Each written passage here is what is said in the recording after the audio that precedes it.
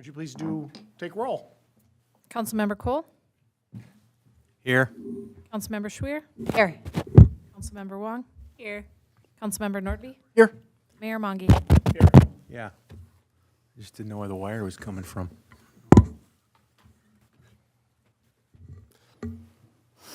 Up the agenda next. Do you want to go through, or do you want to? Yeah, I Just can go ahead. take it from here. Thank you. So, So moved. Second? Okay. I know if we had to read it before we adopt it. Sorry. no, Still learning. Yep. Lisa. All right, go ahead. all right, thank you, Mayor. Tonight, topic is the community center discussion. Kind of the background is staff's been working with Wold Architect Group and lobbyists from Larkin and Hoffman on the community center project.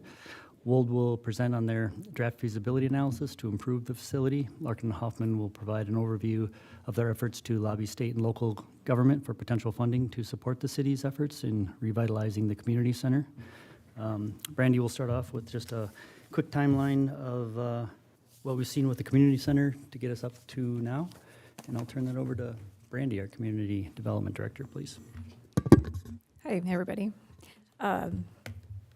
There was some questions from our new council members as to some of the background of the community center, so I took some time doing some research, because it's fairly new to me too, how this building came to be and how it came to be where it is today. So I looked at old lease agreements, city council meeting minutes, packets, since the beginning of time, and whatever other files I could find in the folder. So it's a rather quick timeline prep, so I don't have a ton of details on these items. If you have questions that we need to dig into, I can do that at a later time. But what I know is that the community center was built in 91, 92, primarily as a fitness and recreation facility, and it was doing well in that capacity until about, I think, around 2000, when there was some concerns with maybe membership quantities. There were some renovations, I'm not entirely sure what they were, in 2004 and 2007 in the amount of $2.8 million.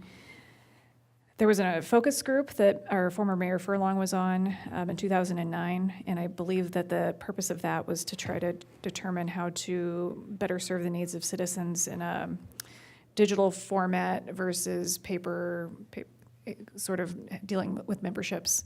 Then in 2010, the school district entered into an agreement to operate the Polar Den, which was a coffee shop and a commercial baking class. And then in 2010, the county library entered into an agreement with the city as well. At that time, they contributed for the design and the construction of the library portion of the building. And that lease agreement is in place still, and it will terminate in 2030. A joint powers agreement was put into place between the city and Maplewood for recreation programming in 2010. In 2012 is when the city council started to take a hard look at the facility in terms of what it cost, what it was bringing in, and some of the deferred maintenance items. And there was also a policy citywide that was kind of put on the books that was intended to reduce overall expenditures by $250,000 each year over 3 years. And so in 2012, the way they did that was by reducing or eliminating 2 police officers. And then 2013 was when they focused on the community center. The city then prepared a economic assessment report that was put together by an intern at the time. And that ultimately recommended the repurposing of that facility. And then from there, they explored repurposing the community center, and they engaged with the school district as a potential leaseholder.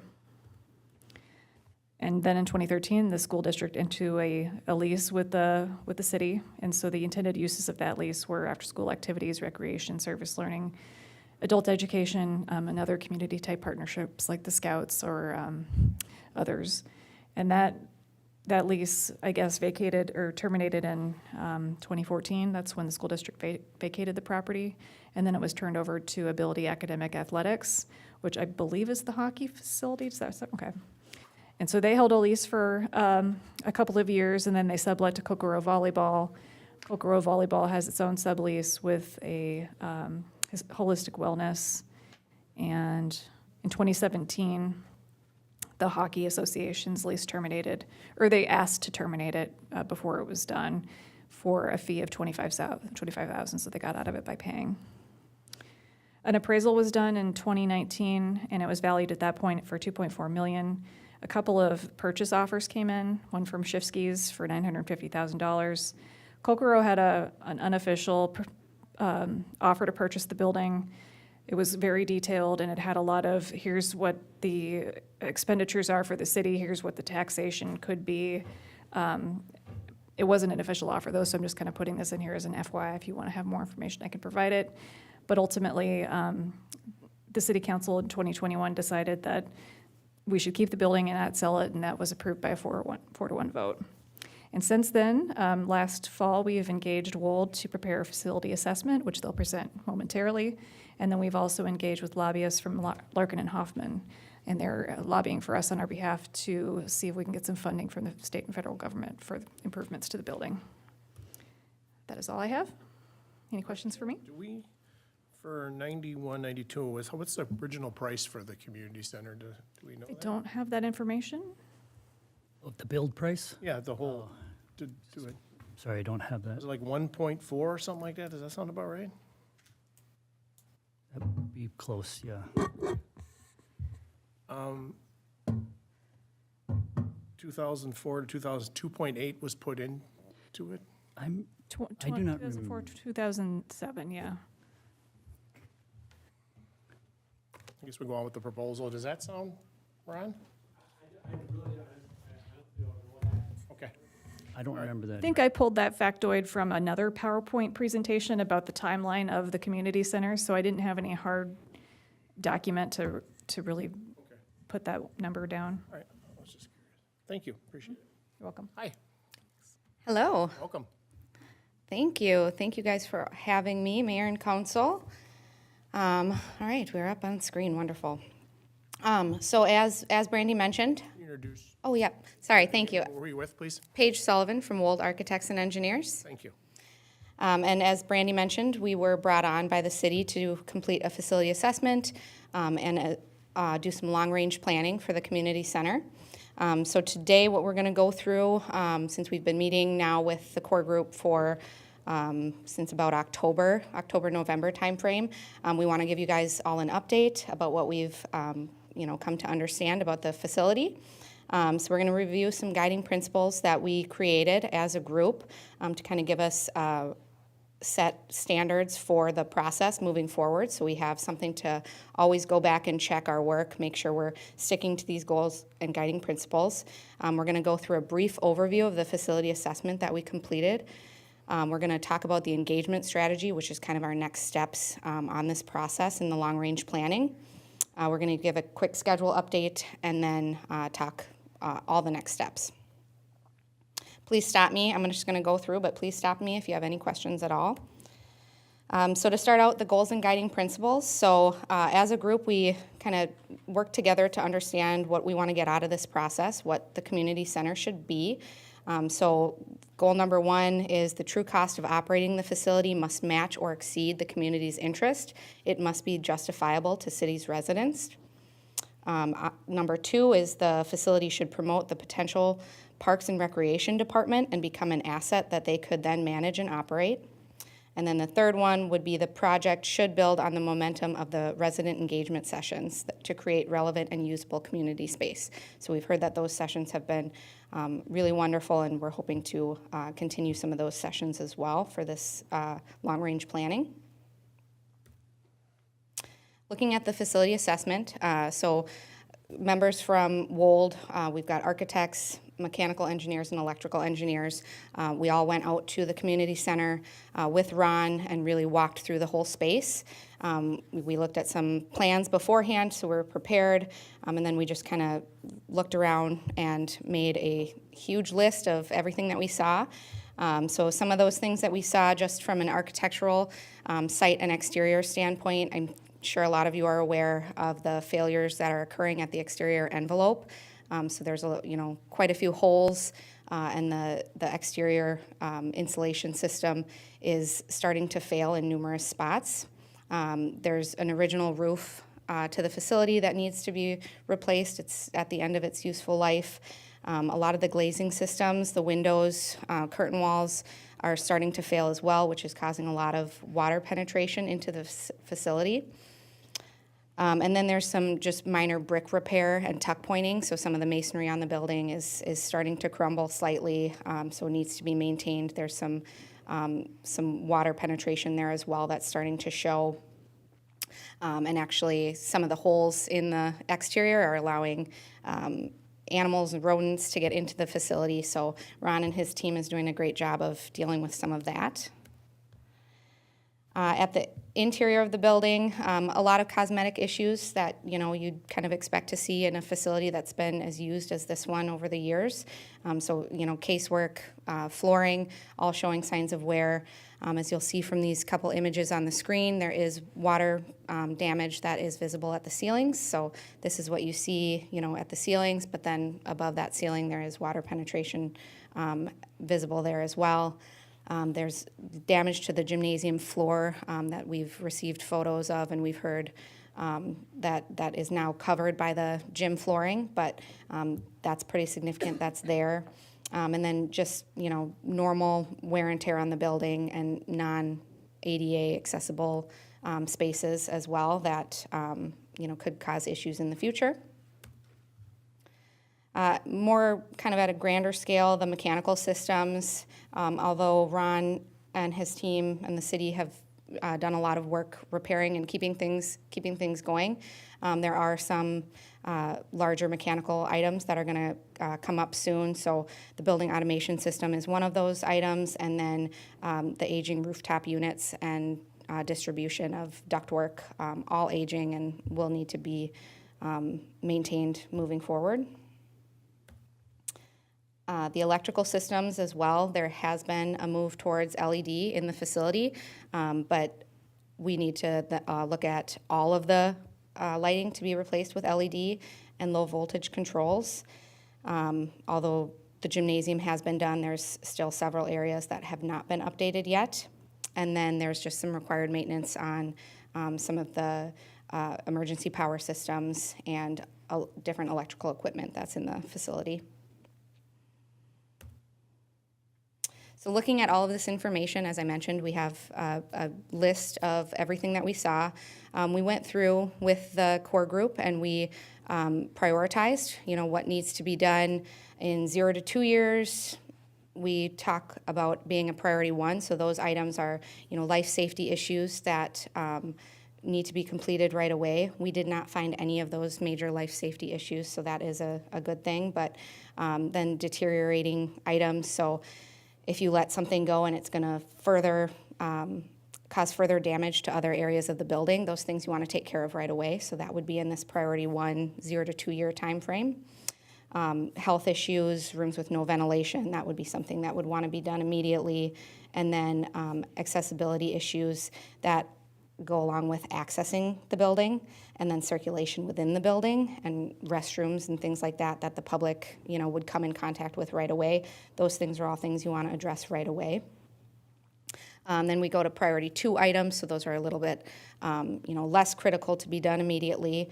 So it's just kind of one step below there. So we're talking things like energy items that would result in a payback of 10 years or less, systems costs that would require maintenance or replacement within 5 years, and then just some modernization comes here as well in this level 2, priority 2 category.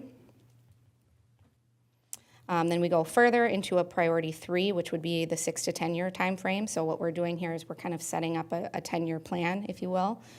So the things that you'd want to get done in the 6 to 10 year time frame would be system upgrades, energy system upgrades that would require a payback or result in a payback of more than 10 years.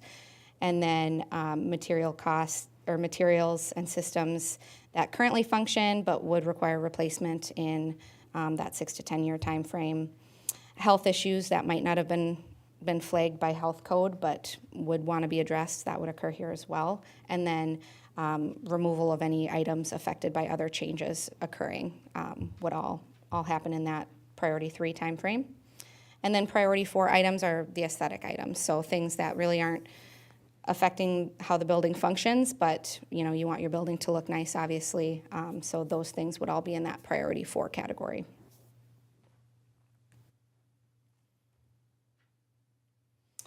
And then moving forward, so now that we've completed that phase, we've completed the phase, but it's still kind of a work in progress, because although we've identified all of these things that, the laundry list of things that the building needs, until you know what program is going to go in the building, how the building's going to function, it's not really realistic to just say we're going to tackle all of these things right now.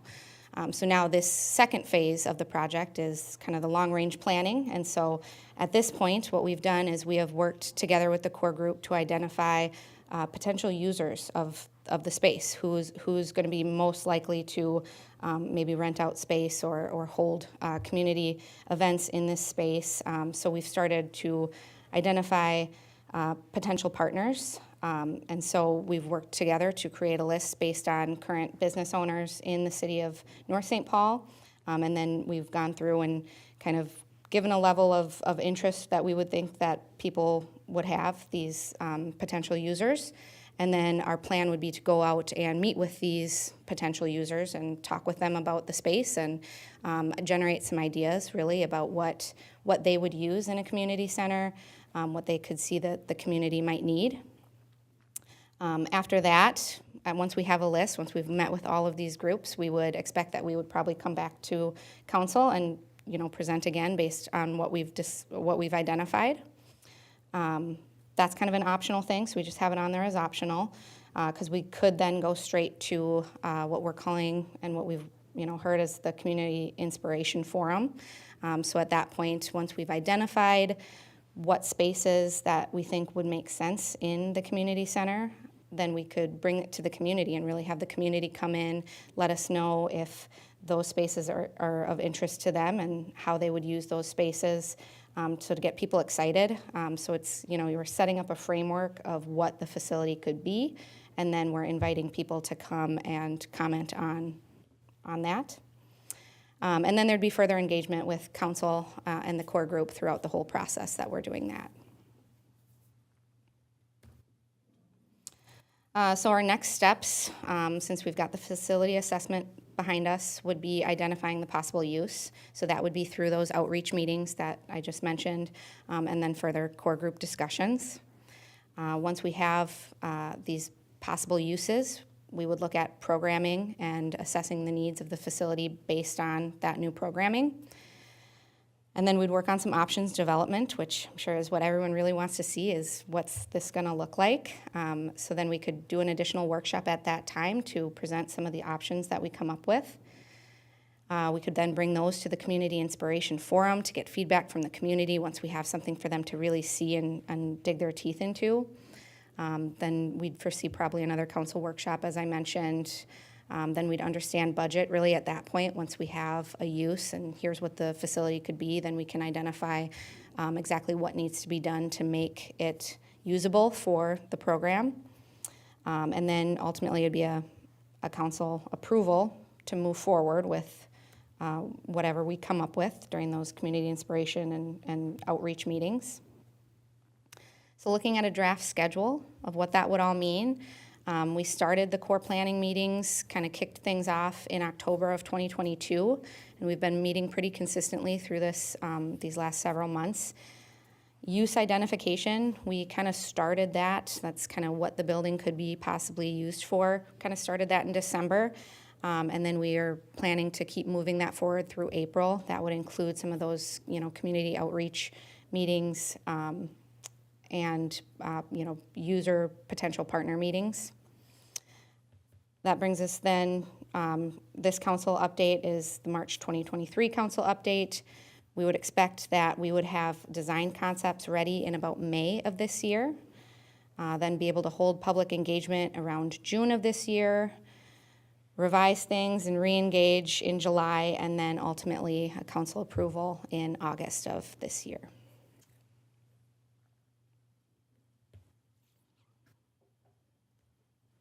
And that is what we have for you today. So I'm happy to go back to anything, hear questions. Any questions, anyone? Good job, Paige, thank you. Thank you. Thanks. Very good. So then it'll be broken down as far as to get up to a certain level and then what the programs are gonna be?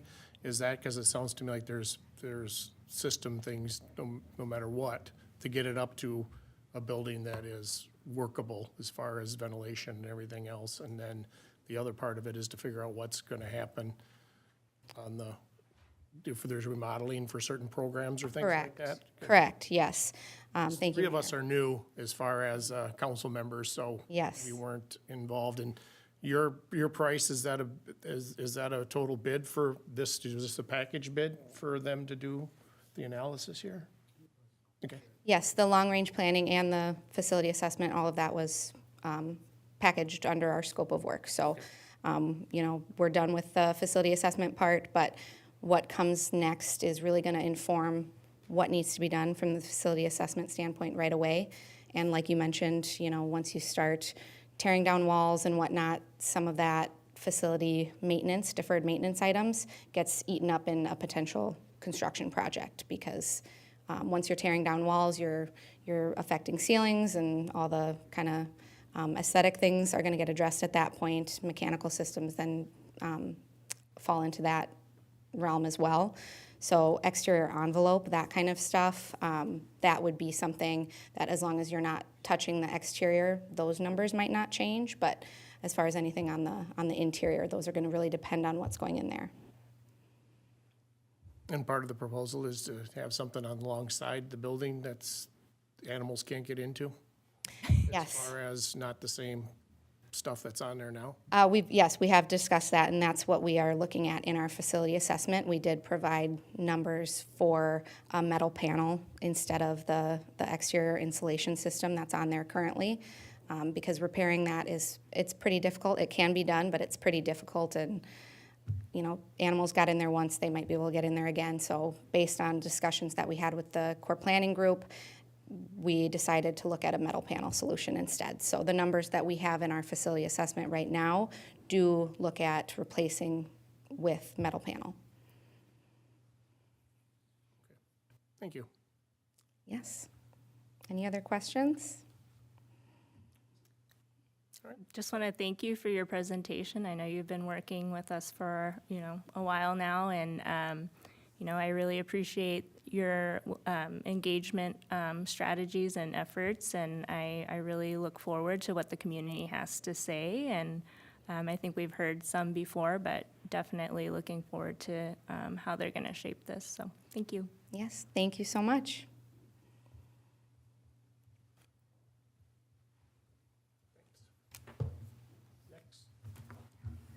Thanks, Paige. Next up, we'd like to have Larkin and Hoffman. We have Grady here to speak to that. Welcome, Grady.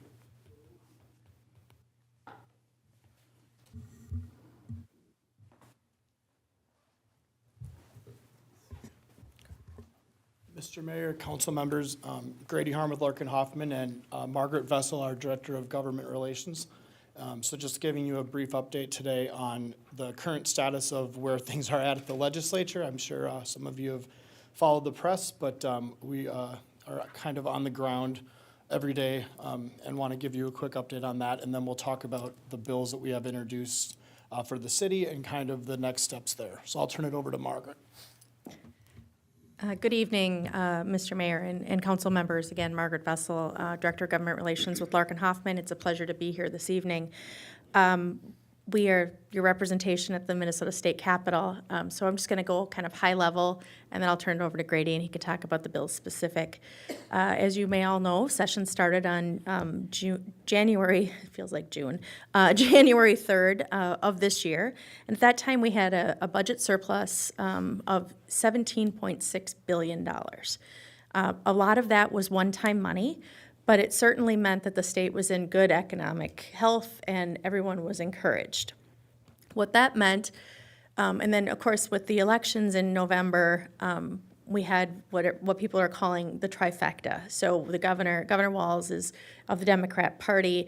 The Senate has a 1-vote majority for Democrats in the Senate, and then the House has a 5-vote majority with Democrats being in charge. So all three bodies are controlled by the Democrats, and I will say they hit the ground running. If I look tired, it's because I am. We have passed a ridiculous amount of bills in a very, very short time. As of yesterday, there were over 2,700 bills introduced between the in either body. That is numbers that we've not seen ever before. It's just they're introducing a ton of bills, and the bills are being moved and heard and moved out of committee. I would argue that they're moving bills at a rate of 4 times as fast as they have in years past. So again, it's a pace that people are struggling to keep up with. But the reality is that this new group that has kind of taken over is they're raring to go, and they really are hungry to get some things done. And we did see that in the month of January. They passed 4 major bills. And so now we kind of are in the committee process. The February forecast came out at the end of February, and that revealed that we have a $17.5 billion budget surplus. That number might sound weird, but actually we did gain some money. But for the first time in over 20 years, the state is now accounting for inflation. So we actually had about a $1.5 billion addition to our surplus, but because of the accounting for inflation, they will be using 17.5 to balance the budget and pass a bill by the end of May. First bill deadline is actually this Friday. It's the March 10th, and that means that a bill has to be out of a policy committee by the end of in one body by the end of this month. A way that they've kind of gotten around that is a lot of the committees are finance committees. So this is really relating to policy only. So if you have a pure policy bill, you would have to be out of one body in either the House or the Senate by this Friday. The second bill deadline is actually in 14 days after that, so the 24th of March. Again, that would be a policy bill that would have to be out of all policy committees. Technically, after the 24th, policy committees should be shutting down. But again, many, if not all, are both finance and policy committees. So I suspect that we'll still have the same number of hearings, or committees meeting, I should say. And then third bill deadline, which is when they have to pass out their omnibus bills out of their respective committees, is April 4th. That is the Tuesday before Passover, which I believe Passover begins at, I think, dusk on the 4th. So they'll be on break. It's traditionally a spring break. Typically, we have usually like a 10-day, I'll call it spring break for lobbyists and legislators. This year, that was kind of cut down, so we'll be back on the 11th, and at that point, my guess is they'll be moving bills off of the floor and going into a conference committee type scenario, which is also going to be new because due to COVID and just how things have worked in the last, at least specifically the last 3 to 4 years, we haven't seen the traditional conference committee process where they've actually sat down, went through the side-by-sides, and worked out the differences in public. So this will be a newer experience for some of the newer lobbyists and certainly for the new legislators. Yesterday or last night, you might have read, the House was able to pass out their bonding bill packages. They had 2 bills. The GO bill, which is the general obligation bill, was about $1.5 billion, and it passed by 91 to 43. That bill needs a supermajority to pass in both bodies. And then they had a cash bill as well, and that bill was about $393 million. That bill is just a simple majority that you need to pass, and that bill actually passed with 98 to 36. So there are, now those bills will now go to the Senate. And I don't know, again, if you've been watching the news at all, the Senate Republicans did a press conference, I believe, within the last couple of days, where they said that they are not going to put up any votes for a general obligation bill until they get kind of a tax relief package for all of Minnesotans. So what that means is the 7 votes that are needed in the Senate from the Republicans they're being hung up, if you will. So bonding at this time is certainly uncertain. The plan was, because of last year's, I'll call it a meltdown, but just things just kind of falling apart at the end of last session, and they're not passing a bonding bill. There's a number of projects that kind of there's a backlog, and so they wanted to do a early bill, and then do a second bill at the end of this session. Now the reality is, my guess is they will negotiate one big bill towards the end of the session, and it'll be part of kind of a larger package. So I don't anticipate us seeing a general obligation bonding bill. However, we could see them pass the cash bill pretty easily if they wanted to, because again, that's a simple majority. They are constitutionally mandated to adjourn on May 22nd, so there is some time. There is talks of them maybe finishing early. I will tell you, in my 25-plus years, I think I've only seen it once, and it's only been by days. So we'll see if they can accomplish that. But it's certainly going to be an interesting time to not only be a lobbyist, but to be a legislator and city government, because everything they do impacts the things that you do. So with that, I'll turn it over to Grady to talk about your bills. Thanks, Margaret. Mr. Mayor and council members, as Margaret said, this bonding bill that passed last night, for the most part, was primarily bills, items that didn't get done last session. So we'll be working to try and work on the 2 bills that we have introduced for you to incorporate them into the final bill that's passed. So I'll talk a little bit about the 2 bills that we worked with Brian and with Brandy and Craig to draft up. One is a bill for the community center, so the North St. Paul Community Multicultural Outreach Center.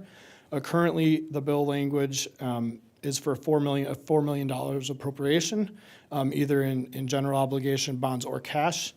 And we are continuing to meet both bills have been introduced. They have bill numbers in both the House and the Senate. The Senate author is Senator Zhang, and then the House author on both bills is Representative Lilly. So we're continuing to work with them as we get through this process to refine our requests if we have any changes. There will be opportunities to go in and amend some of the language. So we'll continue to work with the city to address those points. The second bill that we have introduced is for the trail, and that's currently for a $5 million request for the Silver Lake Trail. And again, we'll continue to work with the city to further refine that request as we have more information. I think just to touch base a little bit on some of the other efforts, we had both authors into the city, and we talked about the projects, developed with Brandy and Brian 2-pagers on the project that we're marketing throughout the legislature. And we are looking forward. We've got word that Senator Pappas, who's the chair of the bonding committee, will be touring a different project in a different city near here. The date was rescheduled due to the blizzard a few weeks ago. And so we're working to try and get her to drop by the city for a quick briefing to talk about our bills. Additionally, there will be opportunities as we go forward to engage the council and the mayor if we want to either attend committee meetings, there will be some hearings. Typically in the bonding committees, they're brief, so it's about a 2-minute presentation on your project, but we'll be keeping you in the loop as we have opportunities to do that. Lastly, just a little bit on the federal request is we have Megan Knight on our team in DC. We've been working to put together a request for a congressional spending request. I believe that amount is $3 million, and we recently had a call with Councilmember Wong and Brian and Brandy, I guess the whole team, and the Chief of Staff to Congresswoman McCollum to talk about the importance of this request. So with that, I guess, turn it over to you guys for any questions that we can address. I had a quick question. I was kind of curious, of that 2,700 bills that they're introduced, is that all new for this year, or was that everything that was in the queue as well? Yeah. Mr. Mayor, and council members, yes, those are brand-new bills. So we are in what's known as the first year of the biennium. So the bills that get introduced this year will be, I'll call them live for this year and next year. But anything that was introduced last year is, I guess, for lack of a better term, dead. So these are all brand-new bills that have been introduced. Keep in mind, the legislature had a huge turnover, and so there are 70-some new members that have really hit the ground running, as I said earlier. And so these are, some of them are ideas that have rolled over because not a lot of things happened at the end of last session, but certainly there are a lot of new ideas that have come up as well.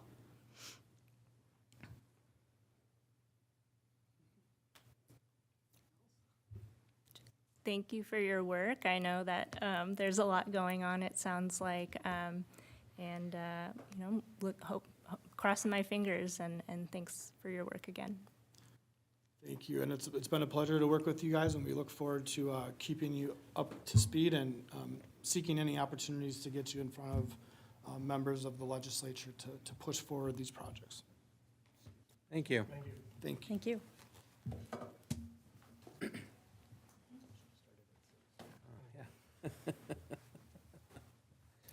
Time for dinner.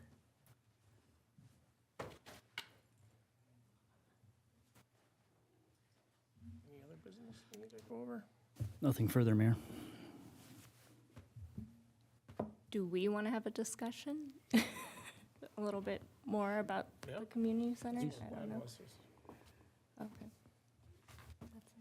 Would you, we're new, so any information you can give us as far as, There's a community center with animals in it that We put Ron animals is, in Summer friendly. is a zookeeper as well. yes. So when it, trying to think of some, so as far as the community center, I was looking at some of these numbers, hopefully get some more answers on that, just to kind of get an idea of what it was originally, when we come time to understand numbers, back and forth, what that 2.8 was during that time, just to kind of get an idea of where it's at. If you were on the meeting as far as with Wold and that, is there anything else you would think would be good to bring up at this time? You?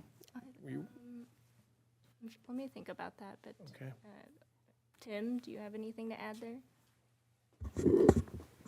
I think from day one, Lisa and I have been on the community center in some aspect or another, whether it have been working with its current tenant to negotiate a lease, to determine the value of the property, to take a look at costs to repair, to Band-Aid, to all the way down to demolish. We went through, as Brandy pointed out, 2 offers that were put forward. Neither one of them were incredibly feasible for the city at the time based on what the value of the property is worth. The property does hold the generator for Public Works, is that right? As well as the wiring, the fiber optics, as well as there is a 30-year lease with the county that I believe they give us $1 a year for the property. But in turn, they had invested money into the construction of the building, to the space that they utilize. So in the event that we, in essence, break our lease with them or don't provide additional space, I think the numbers have fluttered around anywhere between $500,000 and $750,000 that the city would be liable for. I don't remember where we settled. But Do you remember? 517,000. Thank you. I was in there. Yeah. It was quick. I mean, we've got a lot of time and energy into it. I really haven't drawn a conclusion as to what the community center may or may not look like going forward. The project with Wold, and actually somewhat was done in reverse of how they normally do things. Due to legislative session, due to the need to attempt to get bills introduced to gain and garner funding for it, they completely flip-flopped it. Usually the money comes at the end, but it was recognized and identified that there was a budget surplus within the state. So that's kind of why it's been done in reverse. And so we are now really just getting into the proper process in which they go through to determine the feasibility, the need, who the tenants would be, what the community looks for. And I do know that they had one, if not more, community meetings. One of them was here, and it was very well attended. The overwhelming desire was to retain, might not be this community center, but a community center within the community. It was deemed as an asset. So whether it be this building or another building located within the city, the residents' desire is to maintain something. And so what I think Wold is helping us do right now is identify what that building or what that facility would look like, what its uses would look like. And it was unfortunate that we kind of got the cart in front of the horse and started looking at the dollars before we determined the need and the usage. Any I would say also one thing to note too is we do have a current tenant and their lease is up in June, I believe. So that's something also to remember as well. Is the lease annually? So do we renew it every year? He's actually sure. He's actually building a new building in Lake Elmo, the guy who's leasing it now. So when I talked to him, I did a little tour over there. When I talked to him, it would be if he expands his program to men's volleyball, there may be a need for it during the summer. So it wouldn't be a real counted on lease, I don't think, right now. So essentially, at this point, we are going to lose our tenant. On a full capacity, it sounds like to me. You agree? Yes, moving forward, he would just want to rent actual volleyball space. Right now, he takes the upstairs and the downstairs with the chiropractor, and they have workout rooms. This would strictly be for their team coming in and using just the volleyball courts. Okay. And, go ahead. You have something? When I was out campaigning, of course, this is a hot topic to talk about out there. Because as far as understanding how, when it was built, the position, where it was built at, being kind of wedged in a corner like that, and the weird shape of the lot, and just having to pull the plug on it in 2012 as a regular community center. So there's been quite a bit of feedback back and forth out there. So as a council, being a new politician, I understand we're coming in as far as this project's been going on, but we'll all have to look at it with being able to figure out the numbers and understand where it's at, because it's something where we're inheriting, but we just have to get caught up with it. So I'm glad we got this information today.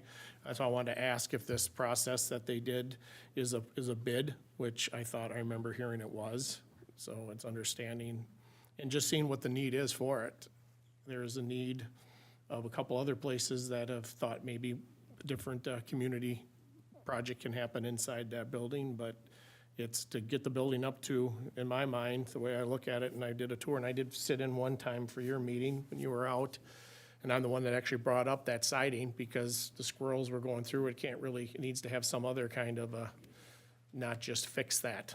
So that's gonna add to it, but understand the whole, get it to this position, then from there, it can be redone to do that. I understand maybe you knock down a few walls, it may save a few things or may add a few things, which I think it'd probably add more than it's gonna save as far as moving forward, just to get it back up into that position.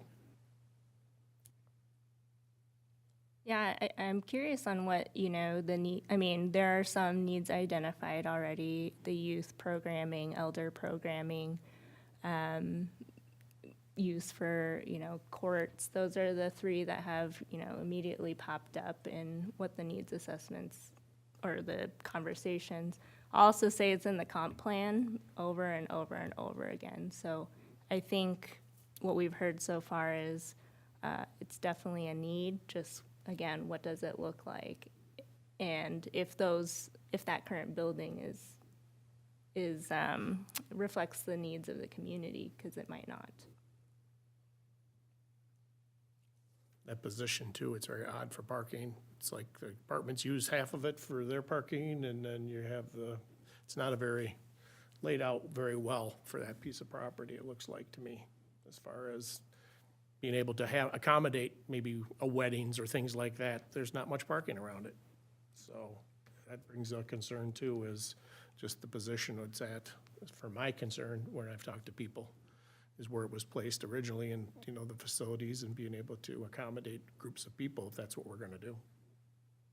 Yeah, certainly, I guess it comes down to, what is the programming looking like, as we discussed, and, is it renting out courts to, volleyball teams and other teams as one source of revenue to, I will say also that the community center, when I think about public funding, I don't think of it as a business. I don't think of it in terms of we need a break even, because I don't think that's how public money really works.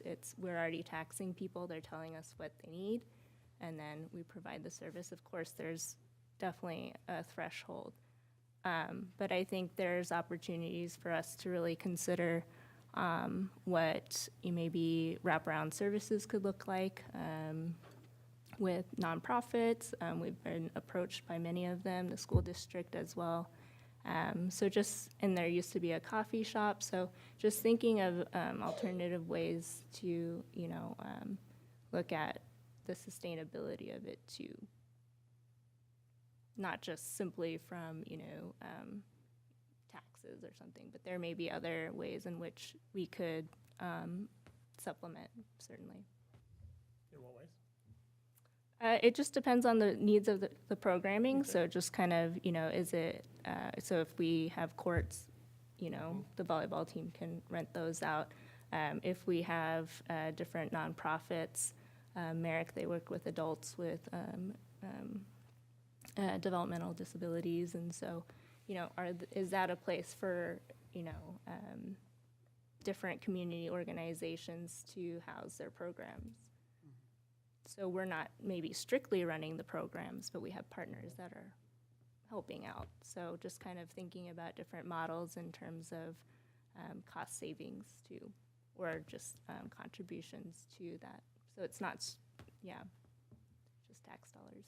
Yeah, and I agree, it's not making money off of something as far as a lot of it, but it's to have something where people are using it. And my concern is that it closed in 2012 as a community center.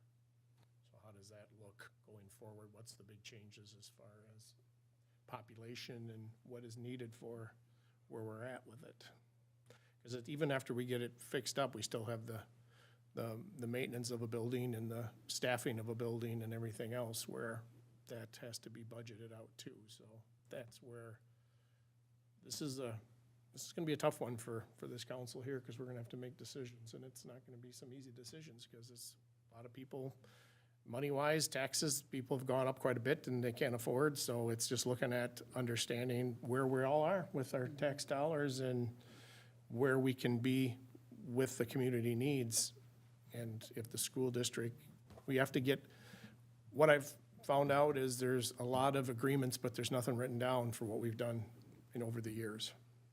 So we'd have to understand, who's paying for what leases we have as far as going forward tenant-wise, and what we're paying and everything else, because it sounds to me like it's kind of just up in the air. We'll rent it out if somebody wants it. It will sit empty if nobody wants it. I mean, you'll essentially have to have a full-time position for this, Yes. organizing it. Yeah, and that's a full-time position to add to the city too.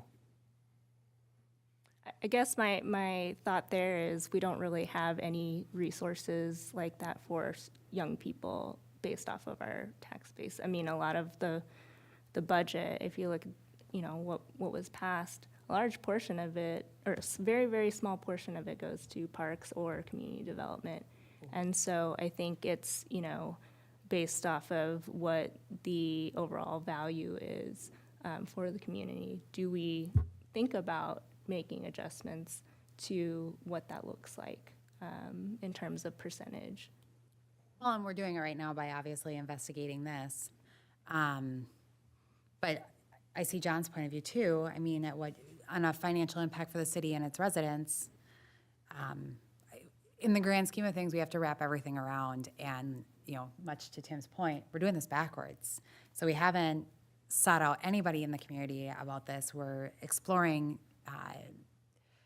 re-renovating it and revitalizing this community center, yet we haven't done any investigation of what does it look like inside there?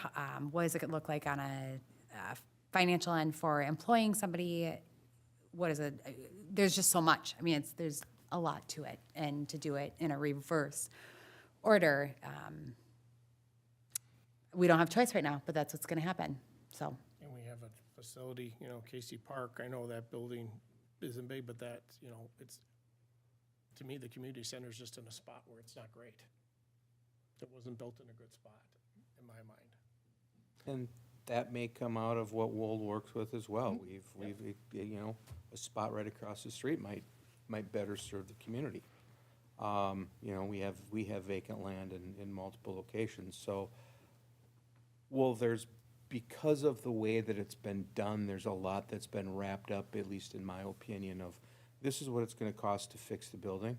It might not come out that we fix the building. We might drop the building and determine what the community needs are and what a community center looks like. When the community center was first built, it was a workout facility. Everybody either belongs to a gym or lives in an apartment that has workout equipment. That has since gone. But there are still community needs. So that's where we're now in the step of investigation with Wold as to what does that look like. I agree. I think that. And then we got the overhanging piece of, we got equipment in that building if we drop it. Yep. Oh, yeah. And we got a library too, we gotta figure out. Go ahead. Is the next community engagement session on the books? Do we have a time to give people or a date? I think they said June. Okay. To me, we just have to keep an open mind, understand all the numbers we're at, understand the location and what the needs are. So I'm glad to be a part of it. I really want to take a real close eye to this with all of us, because I think it's a big commitment for us as a city. It's a big commitment for everybody to be able to have that and use it properly and to use the tax dollars wisely, because, like you mentioned, it could be a different spot, it could be a different scenario that we have. We just have to keep it open and understand. So I'm glad this is going forward. So my hope is we can put this to rest one of these days and decide what we're gonna do. And because right now it's been going on for quite a while and there hasn't been a decision on it. So I really want to get this, as far as a group, to be able to get this moving forward, whatever direction we do it. So you want to elaborate on your statement that's been going forward for quite a while and a decision has been made? Well, just as far as people have been talking about not as a group here, but as the community center's been an open issue for open and close and different things like that. And it's needed work and it was empty for a while, then they got some tenants. Does that make sense? I don't know if it really ever sat empty for an extended period of time, but yeah. Just where the future is and being able to take care of the building properly. That were The city wasn't a real good landlord. No, I think we can agree with To say it nicely. We got Ron. Sorry, Ron. Ron, you're doing a I'm fantastic so job. sorry. Seriously. Well, that's the type of thing is, buildings are such investments. We have this building here and that's starting to reach the number of years now where we're gonna have to start looking seriously at thing. where we have it, so it doesn't fall into the same disrepair. We got a lot of places we have to take care of, and the structures can't get away like that. But it really never was kind of, the purpose was there, but it never really took off, so I think it just kind of got ignored. That's where I see it at least. All right. Anything else, anybody?